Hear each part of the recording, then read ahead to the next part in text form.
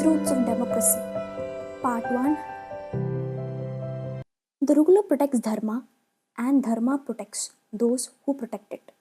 So Mahabharata says that a ruler should protect Dharma and Dharma would protect him. There is no peace without justice, no justice without equality, no equality without development, no democracy without respect to the identity and dignity of culture and people. So, in this chapter, we'll be dealing with the following questions. That is, what is the meaning of governance? Why do we need a government? And what is the meaning of democracy and why is it so important? First, with the introduction. That is, human beings have been living in community for a long time. So, the smaller version is a family, and if a large part of families come together, then it will form the communities. So, when a large number of people live together, there can be agreements and also not agreements, and rules become necessary to maintain the order and harmony in society. Not everyone will be happy with the same rule, but the rule which is accepted with majority can be set up to maintain the order and harmony in the society. There are probably some simple rules at home that you are expected to follow. The school where you study have some rules too, some for students and others for the faculty. In the higher classes, students appearing for examinations must follow certain rules. Drivers on the road are expected to obey the traffic rules. So the people employed in all kinds of jobs also need to follow the rules set by their employer, while the employers must also follow certain rules which they have been committed to their employees. So all these rules are set up for the welfare of the people and to maintain harmony among them so that nobody feels suppressed and nobody suppresses anyone. What would happen if no one followed these rules? A simple answer is that the society would not be able to function smoothly. So who make the rules and why do they make and how are they made is what we are going to answer in this chapter. So the process of taking the works, organizing the society's life with different sets of rules and ensuring that they are followed is called governance. So what is governance? Is taking up things, organizing the society's life with certain sets of rules is what we call as governance. So the group of individuals or the system that makes the rules and ensures that they are followed is called the government. So making the rules is known as governance, while the system that makes the rules is known as a government. And some of the more important rules are called the laws. So governance is setting up rules, and the system which sets up the rule is known as a government, and the important rules are called the laws. It does not mean that rules and laws are set once and for all. So even the citizens also have a say in the laws and rules which are governing the society. So we'll study about how actually this works. So there are three organs of government. So all over the world, there will be different technologies have been transforming the way societies function. So in India, about 30 years ago, people who wanted to transfer money to a very far away place or to a far away relative could have to queue up at the post office for them to send a money order after filling up a form, or if they had to send a payment for some business. So they could queue up at their bank to obtain a demand draft, that is the DD, which would then be sent by the post. You probably never heard of this money order or these all things because now it is completely online, sending money across instantly. So, however, this may have created a new class of criminals who, without even leaving their place, find the ways of stealing people's money. So, this has led many governments to pass new laws in order to fight against such criminal activities.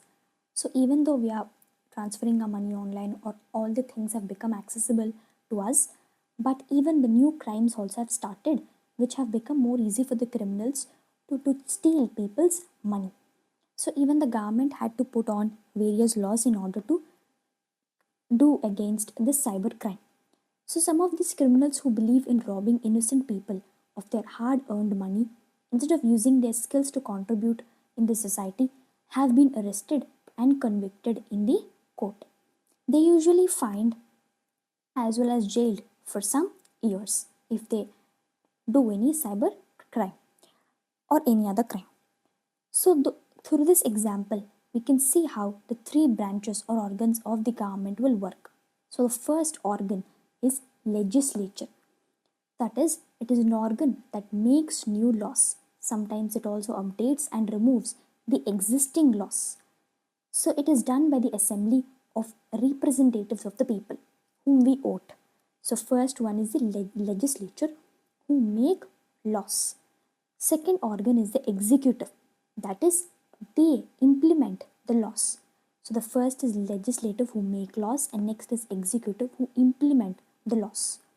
This includes the head of the state, who may be the president, a prime minister, or chief minister, the ministers, and any agency responsible for enforcing the law and order. The next is judiciary.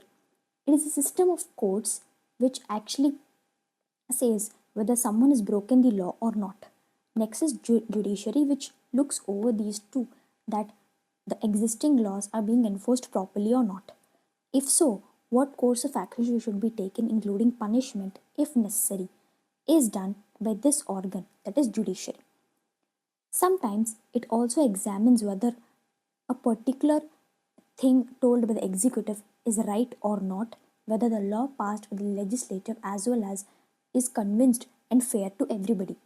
So it also keeps a check on these two organs. That is the work of judiciary. So in a good system of governance, these three organs must be kept separate, although they interact with each other and work together. So this is called the separation of powers. That is, these three are kept separate, but they coordinate together for a proper governance. So it is intended to provide a system of checks and balances. This means that each organ of the government can check what the other is doing and restore balance if one organ acts beyond its expected role. Next, we'll speak about the three levels of government. So until now, we understood about the organs of government, that is executive, legislative, and judiciary. Now we'll understand the three levels of government. So any government operates at two levels, at least. So at least there will be two levels for any government, that is the local and national. In many countries, including India, it functions at three levels. So normally any country will have two, but some countries have three, that is local, state, or regional, and the national. So we have local, state, and national. Generally anything will have local and national, but we have state as well. So each level will deal with different matters.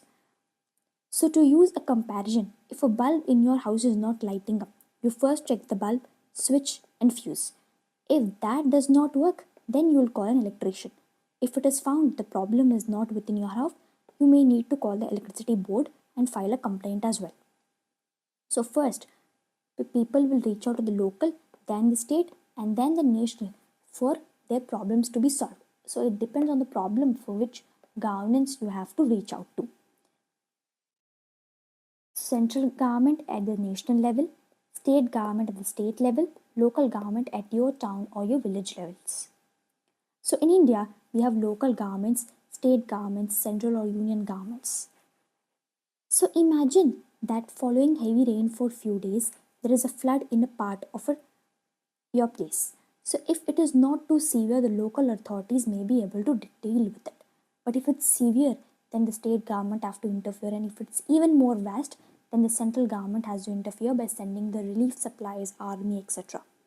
So there are again three levels in this. So next, this is the table which you can go through for furthermore queries. They have given about Dr. APJ Abdul Kalam. So now we'll understand what is a democracy. This is the core concept of this chapter. So you may have noticed that we earlier mentioned the representatives of the people, that is, the people whom we elect by voting. So this is one of the foundation stones of your system, of a system of governance, and adopted by most countries of the world. That is called democracy. So the word democracy actually comes from two Greek words, that is, the demos means people and kratos means rule or power. So democracy literally means the rule of the people. But can all people actually rule? It is clearly not possible. Imagine that there is a problem in your class and wants to bring the attention of your school's principal. Maybe there is something wrong with the classroom or with the school's infrastructure, or perhaps you would like to propose a certain date for the field trip. Will the entire class go to the principal? It could clearly not be practical. So, in many schools, classes have a class monitor or a class representative whom the whole class is elected. Even if there is none, one representative can be elected for this specific person. So, in the same way, if our problems have to be heard, it is not that the whole people living in that state will go and speak. It is that they elect someone to speak on behalf of them. That is the representatives of the people. So it is the same principle at the state and national levels. Through the elections, people vote for the representatives who will be elected members of their respective assemblies, and they are called the members of legislative assembly. Those are called the MLAs at the state level. While we also elect the member of parliament, that is the MPs, which are at the national level.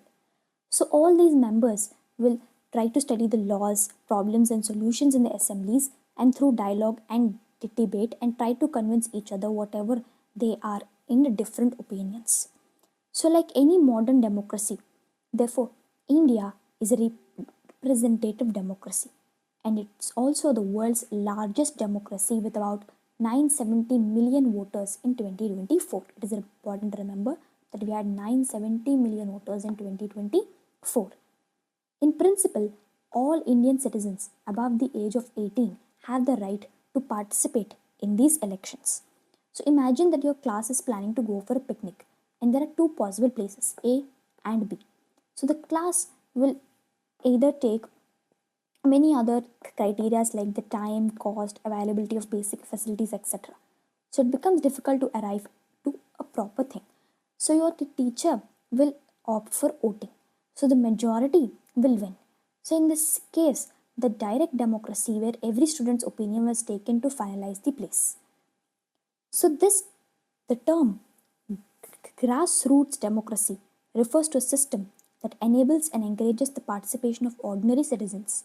The base of the pyramid we saw, that is about legislative, judiciary and executive. In such a system, the citizens can have a say in which affects them.